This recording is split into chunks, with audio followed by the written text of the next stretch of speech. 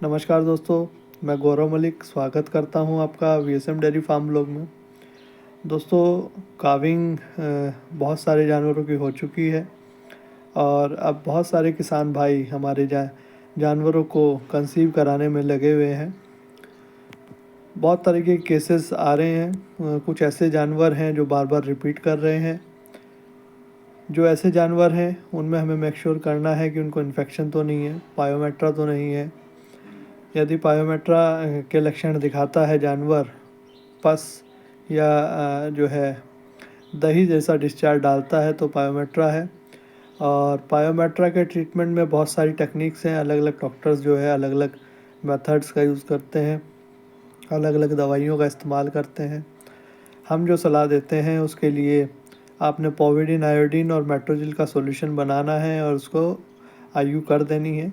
ये आप 3 से 5 दिन तक कर सकते हैं। रेगुलर लगातार 3 दिन कर सकते हैं या फिर एक दिन छोड़ के एक दिन कर सकते हैं।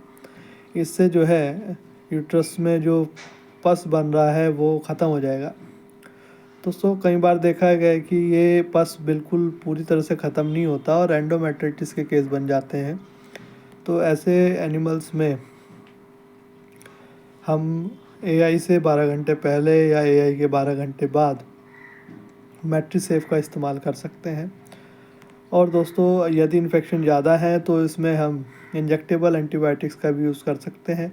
जैसे सेफ्ट्रीपर सोडियम 1 ग्राम है, इसका इस्तेमाल करने से इन्फेक्शन काफ़ी हद तक ख़त्म हो जाता है। दोस्तों, हम 2-3 मेथड अगर साथ में इस्तेमाल करते हैं तो बहुत ही अच्छे रिज़ल्ट मिलते हैं। जैसे कि इंजेक्टेबल ट्रीटमेंट और आईयू, ये साथ में यदि हम देते हैं तो जानवर बहुत तेज़ी से रिकवरी करता है, उसका इन्फेक्शन ख़त्म हो जाता है। इसके बाद बारी आती है ऐसे जानवर जो हीट में नहीं आ रहे हैं, तो इनके लिए हमें क्या करना है। दोस्तों, जो हीट पर नहीं आ रहे हैं जानवर, उनका हमें ध्यान रखना है कि कहीं वो साइलेंट हीट पे तो नहीं आ रहे। और यदि साइलेंट हीट भी नहीं है, नॉर्मल हीट भी नहीं है, तो ऐसे जानवरों में हमने अच्छे ट्रेस मिनरल का इस्तेमाल करना है। ये हमें इन्फेक्शन वाले जानवरों में भी करना है और जो हीट में नहीं आ रहे उनमें भी। तो अच्छे ट्रेस मिनरल का इस्तेमाल करना है, अच्छा मिनरल मिक्सचर इस्तेमाल करना है। ट्रेस मिनरल की बहुत सारी टैबलेट्स मार्केट में अवेलेबल हैं। इंजेक्टेबल फॉर्म में भी ट्रेस मिनरल अवेलेबल है, तो आप टैबलेट का इस्तेमाल कर सकते हैं। बहुत सारी कंपनियां 20-21 दिन के कोर्स के हिसाब से ट्रेस मिनरल की दवाइयाँ निकालती हैं और कुछ कंपनियों का ट्रेस मिनरल आता है, वो आप इस्तेमाल कर सकते हैं। तो ट्रेस मिनरल आपने देना है, डिवर्मिंग प्रॉपर करनी है जानवरों की। यदि कहीं फास्फोरस के इशू आ रहे हैं तो आपने फास्फोरस के इंजेक्शन लगा के फास्फोरस की कमी पूरी कर देनी है। इसके साथ में विटामिन ई का भी बहुत ही अच्छा रोल कंसेप्शन में देखा गया है, तो आप विटामिन ई के इंजेक्शन लगा के उसके यूट्रस हेल्थ को बेहतर कर सकते हैं। ये चीज़ें करते हैं तो जानवर हीट में के लक्षण दिखा देगा। और यदि फिर भी हीट के लक्षण नहीं दिखाता है तो आपने उन जानवरों की जीपीजी प्रोटोकॉल से एआई करनी है। जीपीजी प्रोटोकॉल जिसमें हम 3 इंजेक्शन हार्मोन्स के लगाते हैं और जानवरों को हम अपने हिसाब से हीट में लेके आते हैं। दोस्तों, कई देशों में ये विधि बहुत ज़्यादा प्रचलित है, क्योंकि वहाँ पर एनवायरमेंटल इशू होने के कारण वो एक ही टाइम पे अपने जानवरों की एआई कराते हैं और एक ही टाइम पे उनकी काविंग भी कराते हैं।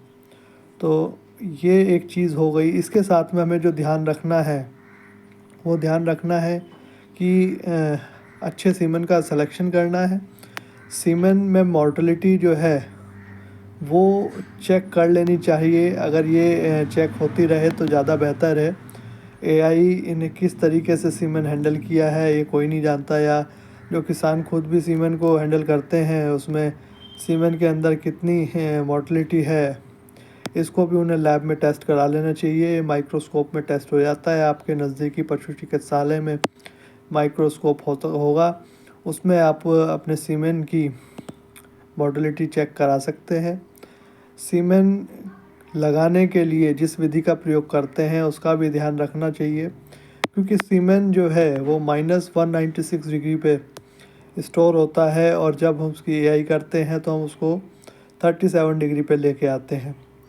तो -196 से और 37 डिग्री पर लाने के बीच में जो मेथड यूज़ होगा उसका ख़ास ध्यान रखना होता है, क्योंकि इस टाइम पे सीमेंट में जो है शॉक लगता है और सीमेंट की क्वालिटी का इशू आता है। तो राइट मेथड्स का यूज़ करना है। आपने जो सीमेंट निकालना है वो चिमटी के माध्यम से निकालना है। सीमेंट का जो कैनिस्टर है उसको ज़्यादा ऊपर नहीं निकालना, ये ख़ास तौर से ध्यान रखने वाली बात है।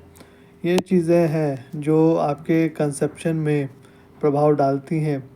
इसके अलावा जब हमारे सीमेंट की थॉविंग हो जाए तो उसकी जल्द से जल्द एआई कर देनी चाहिए। ऐसा ना हो कि थॉविंग के 5-5 मिनट तक जो है सीमेंट गन में लोड रहता है और एआई नहीं हो पाती।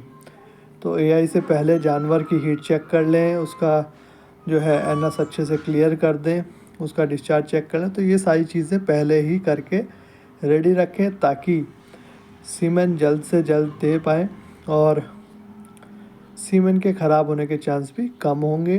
क्योंकि कई बार देखा गया है कि फॉल्स हीट में जानवर होता है और वो जब हमें पता लगता है तो सीमेंट भी ख़राब होता है। तो ये चीज़ें पहले से चेक करके रखें, डिस्चार्ज चेक कर लें। इन्फेक्शन हो तो अगर यदि पहले ही पता लगा कि हमें इन्फेक्शन है तो हमारा जो महंगा सीमेंट है वो बच जाएगा। तो ये सब विधियां हैं जिनका आप इस्तेमाल कर सकते हैं। इसके अलावा कई जगहों पर हम लोग गाइना रिच का जो है टीका भी एआई से 8-10 घंटे पहले दिलवाते हैं। तो ये विधियां यदि आप अपनाते हैं तो निश्चित तौर पे आपको अच्छे रिज़ल्ट मिलते हैं। और ये एक चीज़ और मैं बताना भूल गया, इस वीडियो में बता देता हूँ कि जो जानवर हैं यदि वो बहुत ज़्यादा दुबला पतला है तो उसकी थोड़ा सा उसका बीसीएस मेंटेन करने के बाद ही आप उसकी एआई करें। और यदि जानवर ज़्यादा मोटा है तो आपने उसका फीड थोड़ा कम करके उसकी बॉडी को एक बैलेंस बॉडी में लाना होगा।